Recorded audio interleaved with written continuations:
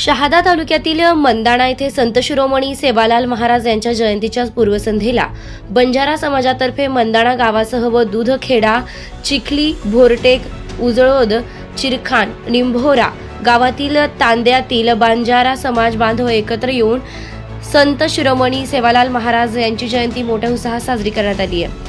बंजारा समाजाचे आराध्य दैवत संत शिरोमणी सेवालाल महाराज यांची 285वी जयंती महोत्सव मंदाणा येथे मोठ्या उत्साहात साजरी झाली आहे। मंदाणा येथील संत शिरोमणी सेवालाल महाराज ट्रस्ट व समाज बांधव आयोजित भव्य शोभा यात्रेचं आयोजन केलं होतं।